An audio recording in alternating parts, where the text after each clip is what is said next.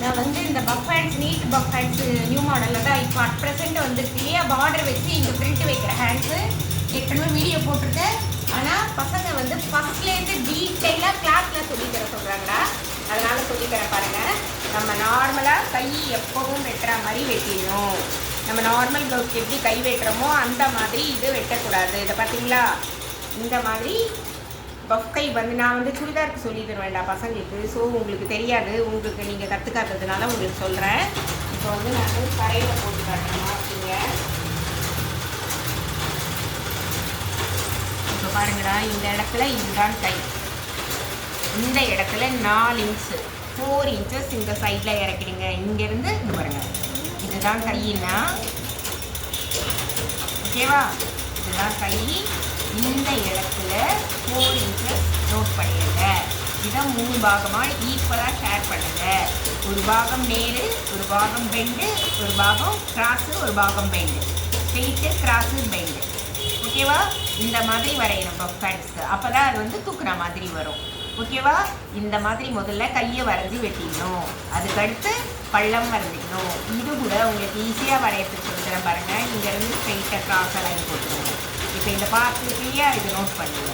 இங்கேருந்து ஒரு 4 இன்ச்சு ஏற்றுங்க. இதை வில்லு மாதிரி வரைங்க. ஓகே, இங்கே 4 இன்ச் ஆச்சுங்க. இதை டவுன் பண்ணிடுங்க. அப்போ பாருங்கள், அழகாக ஸ்ட்ரெயிட்டு கிராஸு பெண்டு இந்த மாதிரி ஈஸியாக வரைஞ்சிக்கலாம். முதல்ல இந்த மாதிரி கட் பண்ணி எடுத்துக்கோங்க. எடுத்துட்டோமா, இப்போ இது என்ன பண்ணுறோம், இந்த கையை வந்து நம்ம நல்ல பக்கம் ஐ மீன் அதை பள்ளம் பார்த்து வச்சுக்கோங்க. இதை பாருங்கள், இப்போ இதை வந்து கையினுடைய உயரம் நம்ம இது வரைக்கும் தான் ஹேண்ட் இருக்கோம் இல்லையா. இப்போ என்ன பண்ணுறோம், இந்த பார்டர் எவ்வளவு இருக்கோ முதல்ல பார்டர் எடுத்துக்கோங்கடா. இதில் மடிச்சு தைக்கிற கிளாத் இந்த கரையை விட்டுருங்க. இந்த பாருங்கள், இதுலேருந்து இது வரைக்கும் இதுலேயும் இதை மடிக்க போகிறோம். ஸோ கரெக்டாக இது எது வரைக்கும் இருக்கோ அது வரைக்கும் ஃபஸ்ட்டு நோட் பண்ணிடுங்க. பண்ணிட்டு உள்ளுக்குள்ளார 1/2 இன்ச்சு தள்ளிடுங்க. 1/2 இன்ச்சு தள்ளி அப்படியே ஸ்ட்ரெயிட் லைன் போட்டுருங்க. போட்டுட்டு இதை வந்து கரெக்டாக வந்து இந்த கிளாத் வந்து சாரியில் வந்து வெட்டினோம்னா அந்த ஒரு நீட்டு அப்படியே வெட்டிடுங்களா. ஒரு கைக்கு ஒரு நீட்டு, ஒரு கைக்கு ஒரு நீட்டு. இது எவ்வளோ வெட்டணும்னா, இப்போ இந்த 1/2 இன்ச்சு விட்டு கோடு போட்டிருக்கோம் பார்த்தீங்களா, இதுலேருந்து மெஷர் பண்ணுங்கள். சரிங்களா, அது பாருங்கள். ஓகே, இந்த மாதிரி பண்ணுங்க. இப்போ இதை எடுத்துக்கிறீங்க.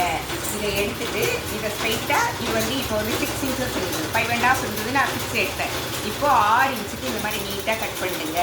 இப்போ இங்கே எங்கே ஃப்ளீவ் வைக்கணுன்றது அதுக்கும் டவுட் வரும். அதை என்ன பண்ணணும், நம்ம இந்த ஃப்ளீவ் பாயிண்ட் இருக்குது பார்த்தீங்களா, இது வந்து 20 இன்ச்சஸ் இருக்குடா. இதை வந்து மெஷர் பண்ணுங்க.